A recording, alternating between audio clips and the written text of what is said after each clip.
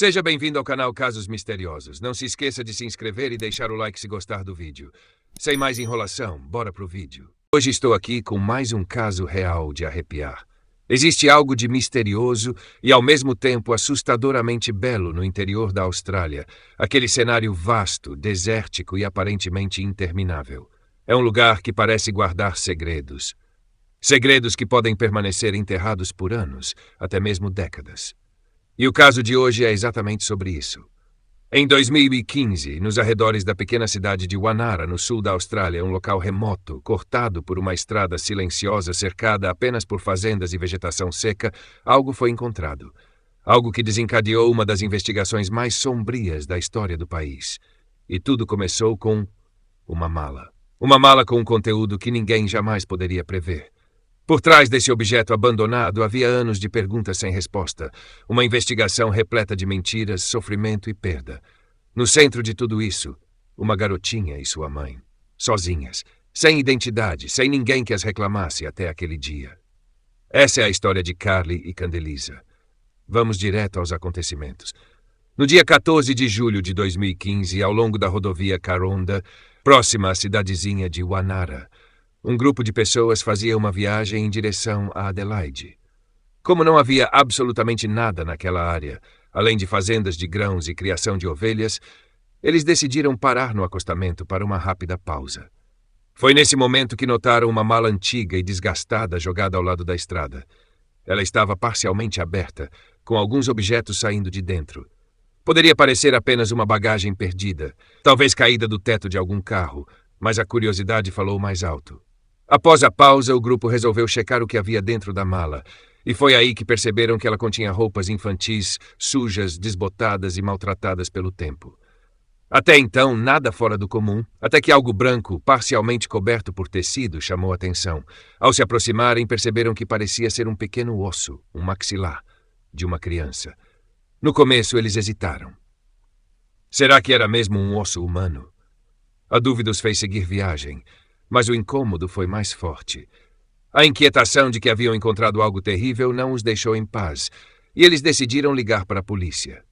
As autoridades chegaram rapidamente ao local e confirmaram o pior. Dentro da mala estavam os restos mortais de uma criança. Um esqueleto completo, envolto em uma toalha. O mais perturbador foi o que encontraram no crânio. O rostinho da menina estava envolto com fita adesiva e havia uma fralda enrolada sobre sua cabeça, o que indicava uma tentativa cruel e intencional de sufocamento. O que começou como uma descoberta bizarra se transformou rapidamente em um cenário de horror. Uma criança foi assassinada, colocada em uma mala e descartada como se fosse lixo, à beira de uma estrada deserta. A polícia inicialmente decidiu não divulgar detalhes ao público. A prioridade era identificar a criança, e manter certos detalhes em sigilo poderia ser crucial, informações que só o assassino saberia. Com o tempo, porém, alguns dados foram liberados. Junto dos restos mortais, havia objetos muito pessoais. Roupas pequenas, um vestido rosa com babados, um tutu preto, tênis de lona vermelhos e um cobertor colorido, costurado à mão. Visivelmente feito com carinho, talvez por uma avó ou mãe. Era impossível não pensar. Como uma criança, que claramente foi amada em algum momento da vida, acabou assim? Ninguém sabia quem ela era. Não havia nenhum registro recente ou antigo de desaparecimento que batesse com as características da menina. Ela tinha cabelos loiros e estimava-se que estivesse entre 2,5 e 4 anos de idade. Nenhum familiar havia ido procurá-la, nenhum nome, nenhum rastro. E mais um detalhe tornou tudo ainda mais perturbador. Os operários que trabalhavam na estrada informaram que a mala não estava lá 2 meses antes, durante uma obra na área. Isso indicava que o corpo da menina foi mantido em outro lugar por anos. Sim, anos. Até que alguém decidiu descartá-lo ali, tão recentemente. E pior, durante esse intervalo, várias pessoas passaram pela estrada, viram a mala e até mexeram nela, sem imaginar o horror que estava escondido ali. Com base em análises dos objetos e do esqueleto, os peritos concluíram que a criança provavelmente havia morrido por volta de 2007. Ou seja, seu corpo ficou desaparecido por cerca de 8 anos, até ser descoberto em 2015. E durante todo esse tempo, ninguém havia notado seu sumiço. Isso parecia impossível. A polícia lançou uma operação massiva. Foram de porta em porta em Wanara e nas redondezas, mostrando fotos dos objetos encontrados, tentando descobrir se alguém reconhecia a colcha artesanal ou alguma das roupas. Nada. Nenhuma ligação com a região. Isso reforçava a ideia de que alguém havia viajado até ali de propósito para se livrar do corpo. As autoridades ampliaram a busca. Investigaram registros de nascimento, vacinas, pré-escolas, bancos de dados de crianças desaparecidas. Tentaram cruzar todas as informações possíveis. Também rastrearam as origens das roupas. Marcas vendidas em lojas como Target e Cotton On, mas eram roupas comuns, vendidas em todo o país. Nenhuma pista concreta. A última esperança estava na colcha costurada à mão. Um item único, feito com cuidado e amor. A polícia tirou fotos detalhadas da colcha e dos objetos e os divulgou na imprensa, torcendo para que alguém reconhecesse o trabalho artesanal. As denúncias começaram a chegar e centenas de pistas foram investigadas. Nenhuma levou a uma identidade. Sem nome, sem família, sem passado. A mídia e a polícia passaram a chamá-la de a menina da mala de Wanara, ou mais tarde a menina da mala Monarch, uma referência à marca da bagagem. Um apelido triste para uma criança cuja vida foi apagada de forma brutal e anônima. Mas o que ninguém sabia, nem os investigadores, nem o público, é que essa garotinha havia desaparecido há muito tempo, e que a verdade estava a mais de 1000 quilômetros dali, escondida nas sombras de uma floresta notória. 5 anos antes da descoberta da garotinha na mala, outro corpo havia sido encontrado, o de uma mulher que até aquele momento também permanecia sem identificação. Ela jamais fora reivindicada por familiares, e outro departamento policial passava anos tentando dar um nome a alguém que em algum momento teve uma vida inteira pela frente, mas agora parecia ter sido esquecida pelo mundo. No entanto, aquele cobertor encontrado na mala acabou fazendo exatamente o que os investigadores esperavam: provocar uma reação. Foi uma ligação. Apenas uma. E ela mudou absolutamente tudo. Não só para a menina da mala, mas também para os restos mortais descobertos a quilômetros de distância. Quase 3 meses já haviam se passado desde que a mala foi localizada. Mesmo com buscas incansáveis, cobertura nacional da mídia e o esforço incalculável das autoridades para identificar a criança, nenhum progresso havia sido feito. A garotinha seguia sem nome, e os investigadores sentiam que estavam tão distantes da verdade quanto no primeiro dia. Mas em outubro de 2015, a sorte mudou. O serviço do Crime Stoppers recebeu uma ligação. Era a denúncia de número 1267. E foi justamente essa que desvendou o caso. O número não foi mencionado por acaso.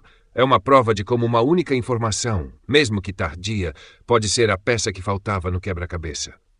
Do outro lado da linha estava Tanya Weber, uma amiga de longa data da família de Carly Pierce Stevenson. Carly era uma jovem mãe, criada em Alice Springs, no território do norte da Austrália. Tanya contou que havia sido muito próxima de Carly e de sua filhinha, uma garotinha chamada Candace. Segundo ela, haviam perdido o contato de forma bastante estranha anos antes, algo que ela detalharia mais tarde. Mas o motivo da ligação era simples e impactante.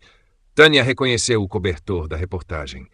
Ela se lembrava nitidamente de Candace com um cobertor idêntico quando era pequena. Mesmo não vendo mãe e filha desde 2008, aquelas peças eram familiares demais para serem coincidência. Além disso, o padrasto de Carly também comentou com Tanya que achava ter reconhecido o cobertor e algumas das roupas da menina. Ambos começaram a suspeitar que a garotinha da mala pudesse ser Candace, e talvez Carly também estivesse em perigo. Carly era uma jovem de 20 anos, mãe solteira, que cresceu cercada pelo carinho da família, especialmente da mãe, Colleen. Desde pequena, Carly era cheia de energia, afetuosa e determinada. Quando virou mãe, tudo isso se intensificou. Apesar de jovem, ela se dedicava intensamente à filha e fazia de tudo para garantir um futuro melhor para ambas. Por volta de 2008, Carly começou um relacionamento com um homem e os dois chegaram a morar juntos. Tudo parecia estável. Mas, de repente, Carly terminou o relacionamento e anunciou que pretendia fazer uma viagem de carro pelo país com Candace. Ela queria mostrar à filha o mundo, buscar novas oportunidades, talvez encontrar trabalho em outro lugar. Até aí, nada tão fora do comum. Carly sempre sonhou alto. Mas então ela mencionou que faria essa viagem com um homem chamado Daniel Holdon. Ninguém da família sabia quem ele era. As poucas vezes em que o conheceram, ele causou péssima impressão. comportamento estranho, olhar evasivo, falava pouco e com frases curtas. Era alguém que gerava desconfiança imediata. A família tentou convencê-la a deixar a filha sob os cuidados da avó enquanto viajava, mas Carly insistiu. Estava decidida. E em novembro de 2008, Carly, Daniel e Candace partiram de Alice Springs. Inicialmente, Carly mantinha contato frequente com a família, mas com o tempo as mensagens e ligações começaram a se tornar esparsas, até pararem de vez. O silêncio foi se prolongando, festas de fim de ano vieram, datas que Carly amava, e nenhuma mensagem, nenhuma ligação. Colin, sua mãe, sabia que algo estava errado.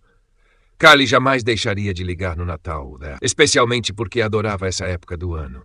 Foi esse desaparecimento estranho e o sumiço total de Candace que fizeram Tanya acreditar que talvez mãe e filha tivessem sido vítimas de algo terrível. Ela ligou novamente para as autoridades dias depois, desta vez com algo crucial: fotografias. As imagens mostravam Candace usando algumas das roupas encontradas na mala. E na mais impactante de todas, a menina aparece sentada em um carrinho de bebê com o exato mesmo cobertor dobrado no colo, o mesmo encontrado junto aos seus restos mortais. A peça, segundo Tanya, havia sido feita à mão pela bisavó de Candace. Isso foi o suficiente para que a polícia avançasse com a investigação. Eles localizaram registros médicos e de vacinação da menina e descobriram que tudo parava aos 18 meses de idade, justamente quando deixou Alice Springs com a mãe. Desde então, não havia mais consultas, matrículas em creches ou qualquer outro documento em nome de Candace. Era como se ela tivesse desaparecido do mapa. Usando amostras de sangue arquivadas desde seu nascimento, a polícia conseguiu um perfil de DNA e fez a comparação com os restos encontrados na mala. A confirmação veio com um amargo alívio. Os restos pertenciam à pequena Candace, de apenas 2 anos. A partir daí, a próxima pergunta era inevitável. Onde está Carly? Inicialmente, não havia um boletim ativo de desaparecimento. No entanto, ao investigar, a polícia descobriu que ela havia sido dada como desaparecida em 2009, por pouco tempo. O registro foi retirado porque a família havia recebido mensagens e até ligações, supostamente de Carly, dizendo que estava bem. Além disso, suas contas bancárias ainda apresentavam movimentações. Então, na época, as autoridades não viram motivo para se alarmar. Mas agora, com o destino de Candace confirmado, o medo se instalou de vez. Carly, tão protetora da filha, jamais a deixaria em perigo. Era possível e provável que ela já estivesse morta há anos. Foi então que a polícia lembrou de um caso antigo, que havia acontecido quase 5 anos antes da mala ser descoberta. Em agosto de 2010, um grupo de motociclistas se aventurava por trilhas remotas na floresta de Bungalow, em New South Wales, um local de fama sombria, já que fora usado por Ivan Milat, um conhecido serial killer australiano, como local de desova de suas vítimas nos anos 80 e 90. Durante a trilha, um dos motociclistas acabou se afastando do grupo e parou em um ponto isolado. Ali, entre folhas e terra, algo branco chamou sua atenção. Ele achou que fosse uma pedra clara, mas ao se aproximar, percebeu. Era um osso. O grupo se reuniu tentando entender o que estavam vendo. Seria de um animal? Um canguru? Ou mais uma vítima esquecida da floresta. Eles decidiram avisar as autoridades. E agora, com a descoberta de Candace, os detetives começavam a suspeitar. Talvez aqueles restos mortais pertenciam a Carly Pierce Stevenson.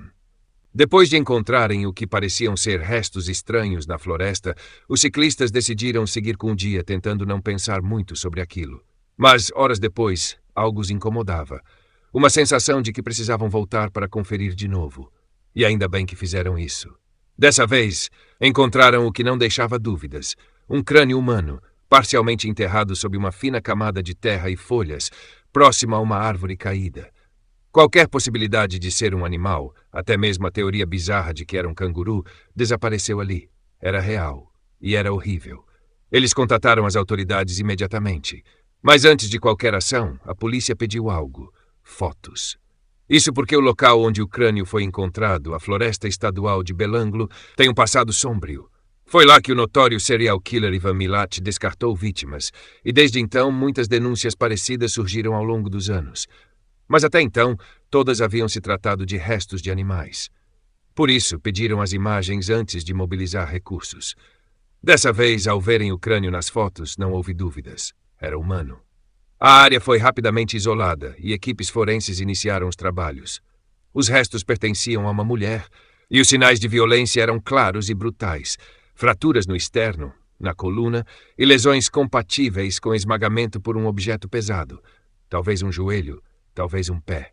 Ao longo dos anos, a decomposição e a atividade de animais haviam espalhado os ossos, dificultando a reconstrução da cena. Mas a análise do solo e do estado dos restos indicava que aquele corpo estava ali há muito tempo. Imediatamente surgiram suspeitas de que poderia se tratar de mais uma vítima de Ivan Milat, o que levou a uma cobertura intensa da mídia. Os investigadores vasculharam a área ao redor em busca de qualquer pista. Encontraram uma meia branca, um único brinco prateado e uma camiseta desbotada com a palavra Angelique estampada na frente. Assim como no caso recente da menina encontrada numa mala, a pequena Candaleice, a polícia tentou rastrear a origem das roupas. Verificaram registros de distribuição, fabricação e vendas, na esperança de identificar de onde vinham. Descobriram que aquela camiseta foi feita e vendida na Austrália entre 2003 e 2006. Isso deu aos investigadores uma janela de tempo. A mulher havia morrido, no mínimo, a partir de 2003. Mesmo com um apelo nacional por informações, ninguém se apresentou. Quase um ano depois, sem progresso, as autoridades decidiram tentar algo novo. Chamaram a doutora Susan Hayes, uma antropóloga forense especializada em reconstrução crânio-facial. Embora ela não costumasse atuar em investigações criminais, aceitaram o desafio. Usando imagens em 2D e marcadores de tecido, Susan criou uma representação visual do possível rosto da vítima. A esperança era de que alguém reconhecesse a jovem. Estimava-se que ela teria entre 13 e 25 anos. Alguém em algum lugar deveria estar procurando por ela. Mas, tragicamente, ninguém veio. A reconstrução não trouxe respostas. Ainda assim, a investigação seguiu firme. Sabia-se que a última queima controlada naquela área da floresta tinha ocorrido em 2009 e os ossos apresentavam sinais de queimadura. Ou seja, ela já estava ali antes da queima, o que significa que a morte ocorreu entre 2003 e 2009. Mesmo com todos os esforços, a jovem permaneceu sem nome por 5 anos. Nesse tempo, passou a ser chamada de Anjo de Belanglo. Felizmente, a polícia havia conseguido extrair um perfil completo de DNA, que foi constantemente comparado a bancos de dados nacionais e internacionais. Listas com dezenas de nomes eram verificadas, na esperança de finalmente conseguir uma correspondência. E essa chance veio anos depois, quando a identidade de Candaleice foi finalmente descoberta e uma denúncia foi feita por Tanya Weber, uma amiga íntima da mãe da menina. A polícia resolveu então testar o DNA do Anjo de Belanglo com o de Candaleice. Apesar da distância de mais de 1.000 quilômetros entre os locais onde os corpos foram encontrados, o resultado foi surpreendente. Era um match. Para ter certeza, recuperaram registros médicos e conseguiram uma amostra direta de DNA de Carly, a mãe de Candaleice. A comparação confirmou o que parecia impossível. A mulher morta em 2010 era Carly. A mãe e a filha, assassinadas, finalmente tinham seus nomes revelados. A descoberta não trouxe alívio, apenas mais dor. A dúvida agora era: quem fez isso e por quê? Mais devastador ainda foi saber que Carly nunca havia sido formalmente registrada como desaparecida, exceto por um curto período em 2009. Sua família acreditava que ela ainda estava viva. Em 2008, Carly havia saído em uma viagem com a filha e um homem chamado Daniel Holdeman, alguém que ninguém da família conhecia bem e que sempre transmitiu uma sensação estranha. Logo depois de partir, Carly ligou para Tanya Weber, a mesma amiga que anos depois denunciaria o caso, e disse que havia cometido um erro, que queria voltar para casa. Ela estava assustada, emocionalmente abalada, mas ao fim da ligação parecia ter se acalmado. Tanya ainda sentia que algo estava errado, mas Carly não parecia em perigo iminente. A família continuou recebendo mensagens e fotos que mostravam Carly e a filha aparentemente felizes. Mas com o tempo, as ligações cessaram. Carly passou a se comunicar apenas por texto, e mesmo assim, raramente. As mensagens pareciam frias, impessoais, diferentes do jeito carinhoso com que ela costumava se expressar. Até que, em setembro de 2009, a mãe de Carly, Colleen, resolveu registrar seu desaparecimento. Infelizmente, ninguém imaginava que Carly e Candaleice já estavam mortas desde dezembro de 2008, um mês após partirem. Todas as mensagens, fotos e transferências financeiras que aconteceram depois disso haviam sido manipuladas. A identidade de Carly foi usada por anos por outra pessoa, inclusive para movimentar sua conta bancária, acessar benefícios governamentais e enganar familiares. Mais de $90 mil foram retirados entre 2008 e 2012. A mãe de Carly, acreditando estar ajudando a filha, chegou a enviar depósitos frequentes, mas Carly nunca os recebeu. Alguém estava vivendo uma farsa, manipulando todos ao redor para esconder um crime horrível. E tudo isso aconteceu enquanto Colleen esperava, ano após ano, uma ligação que jamais viria. Apesar de não ter notícias de Carly, sua família ainda acreditava que havia uma chance dela retornar. Então continuaram enviando dinheiro, na esperança de que algum dia ela aparecesse. Mas isso simplesmente não estava acontecendo. A essa altura, a polícia começou a revisar cuidadosamente todos os passos e todas as pessoas envolvidas na vida de Carly no momento do desaparecimento. E um nome surgia repetidamente: Daniel Holdom. Ele foi a última pessoa vista com Carly, saindo de Alice Springs. E quando os investigadores começaram a cavar mais fundo em seu passado, os sinais de alerta se tornaram impossíveis de ignorar. Daniel já era bem conhecido pelas autoridades. Ele acumulava um histórico extenso e perturbador, especialmente de violência contra mulheres. Tinha diversas acusações, incluindo violência doméstica, usava múltiplos nomes falsos, já havia sido preso e era conhecido por ser manipulador e evasivo.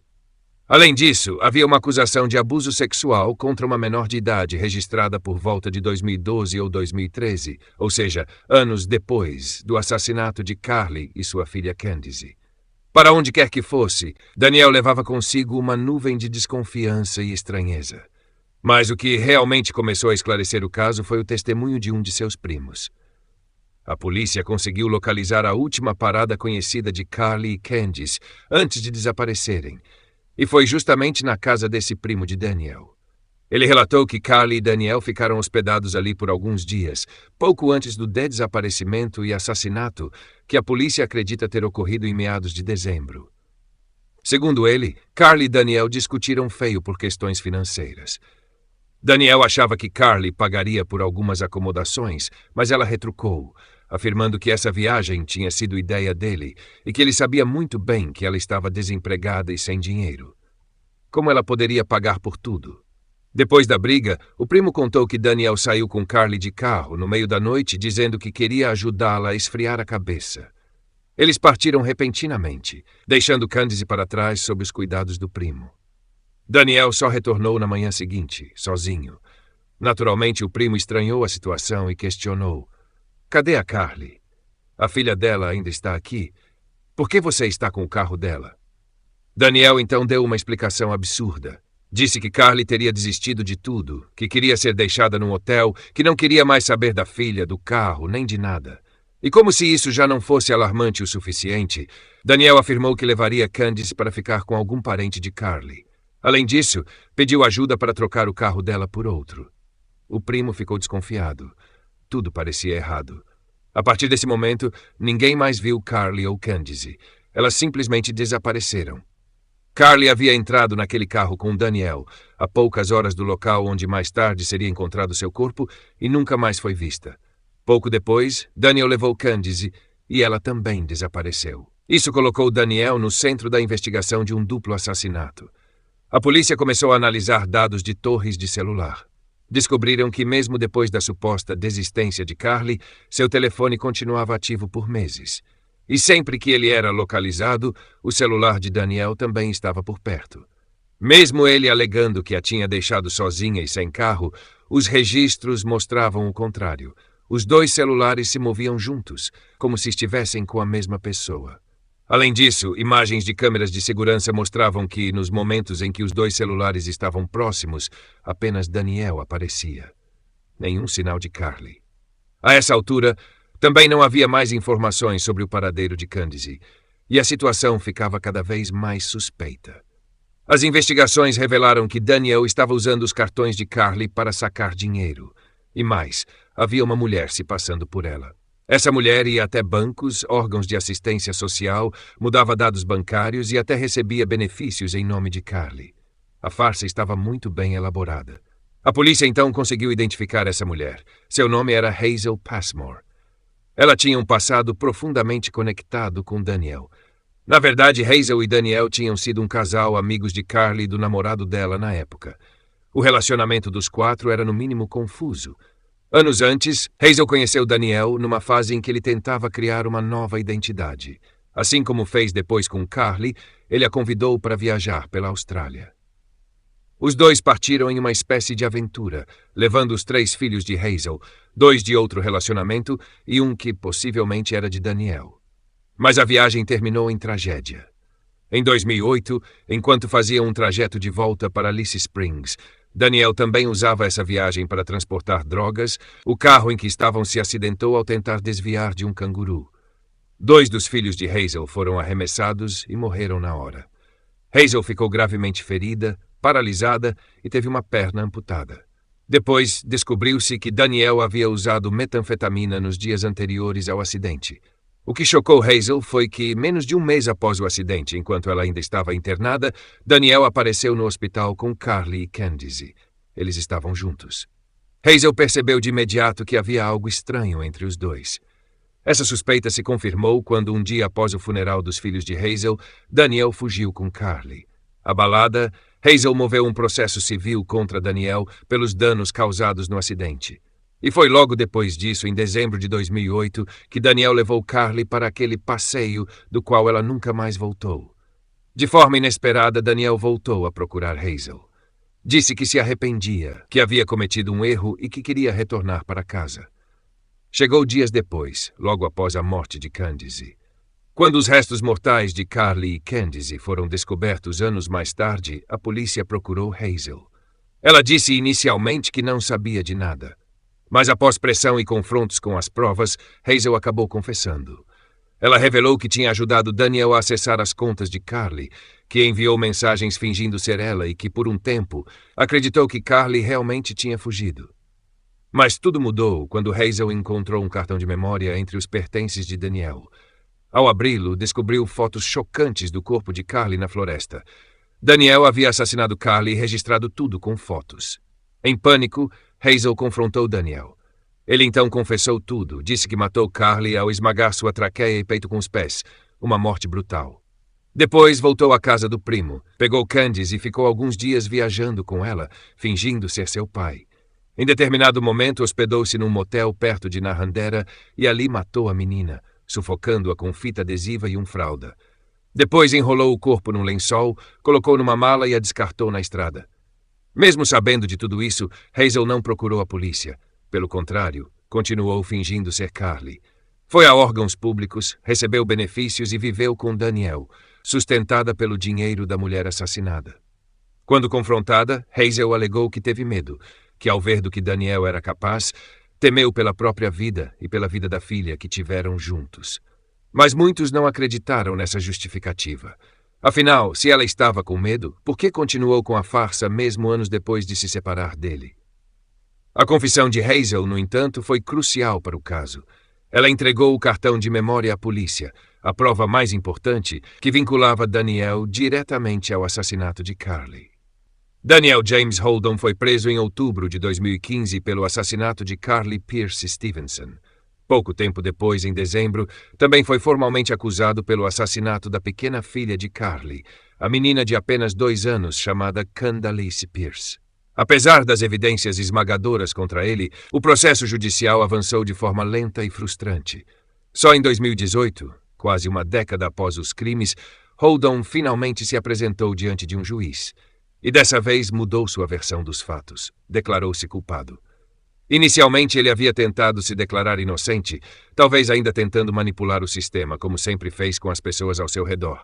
Mas por algum motivo, decidiu não levar o caso a júri popular. E ainda bem. A família de Carly já havia sofrido o suficiente. Durante a audiência de sentença, o juiz não mediu palavras. Classificou os crimes de Daniel como o mal em sua forma mais extrema e o condenou à prisão perpétua sem qualquer possibilidade de liberdade condicional. O tribunal reconheceu os métodos brutais e as estratégias de manipulação que ele utilizou para encobrir seus atos e enganar a família de Carly. Foram necessários esforços de múltiplas agências policiais apenas para identificar quem eram as duas vítimas. Mesmo ao final do julgamento, não havia um motivo claro. A única coisa que parecia certa era que, com seu histórico violento, Daniel viu uma oportunidade e simplesmente a agarrou. Depois de quase 10 anos de dor, finalmente a justiça foi feita. Carly e sua filha Candace foram encontradas com 5 anos de diferença e a mais de 2.000 quilômetros de distância uma da outra. O público aplaudiu quando o assassino foi levado do tribunal, mas nada do que foi feito traria mãe e filha de volta. No tribunal, Daniel chegou a tentar um último golpe. Anunciou que voltaria atrás em sua confissão. Uma verdadeira bomba para a família das vítimas. Mas o juiz rejeitou imediatamente. Chamou os assassinatos de extrema gravidade e depravação repulsiva. E então relembrou os detalhes brutais dos crimes. Em 2008, Daniel levou Carly até a Floresta Estadual de Belanglo, o mesmo local onde o infame assassino Ivan Milat fez inúmeras vítimas. Lá, abusou dela de forma sádica e a matou pisando em sua garganta. Não bastasse isso, ainda fotografou o abuso como um troféu nojento da sua própria crueldade. Depois, ele levou a pequena Candace até um hotel em Wagga Wagga. Lá sufocou a menina, colocou o corpinho em uma mala e a abandonou numa estrada remota do sul da Austrália. Era uma criança de apenas 2 anos. A dor da família foi descrita como impossível de mensurar. A brutalidade de Daniel os assombraria para sempre. E como se não bastasse, antes que os corpos fossem identificados, a mãe de Carly morreu de câncer, sem saber o paradeiro da filha e da neta. Suas últimas palavras foram: "Onde elas estão?" A vida de Holden foi marcada por abusos. Tinha um padrasto violento que o espancava, o trancava em casa e até jogava água quente nele. Começou a usar drogas aos 11 anos e tentou o suicídio 3 vezes. Mas durante o julgamento, o juiz deixou claro: nada disso justificava os atos hediondos que cometeu. Sua ficha criminal era extensa, com registros em 4 estados e territórios diferentes. Em um caderno apreendido, havia até uma lista de fantasias envolvendo abuso de crianças. Nomes e idades de cerca de 30 vítimas potenciais estavam anotados à mão. Daniel recebeu 2 sentenças de prisão perpétua. A família aplaudiu, mas a dor deles, essa, nunca teria fim. Carly tinha apenas 20 anos, Candace, 2. Ambas foram brutalmente arrancadas do mundo, impedidas de viver a vida que mereciam. Além disso, a mãe e a avó de Carly faleceram sem saber o que havia acontecido com as duas. E o pai biológico de Carly, que ela tentava visitar com Daniel durante a viagem, estava fora da cidade naquele dia. Aquela teria sido a primeira vez que ele conheceria sua neta. E agora, essa oportunidade também havia sido roubada. Carly sonhava em criar sua filha, em dar a ela uma vida estável. Lutava para manter os laços familiares, para garantir um futuro melhor à pequena Candace, que era uma garotinha doce, sempre sorridente. Pelo menos em seus curtos 2 anos de vida, ela foi cercada de amor. Daniel, mais uma vez, se aproveitou da situação. Enganou Carly, como sempre fazia. Quando as coisas não saíam como ele queria, ele simplesmente explodia. Comportamento esse que vinha desde a infância. Era um manipulador nato, um mentiroso compulsivo. Não há como saber exatamente quem ele fingiu ser para convencer Carly de que ela e a filha estariam seguras com ele. A revolta pública com esse caso foi enorme, não apenas pela brutalidade dos assassinatos, mas também pelo fato de que mãe e filha permaneceram não identificadas por anos, mesmo com intensa cobertura da mídia, campanhas nas redes sociais, reportagens no horário nobre.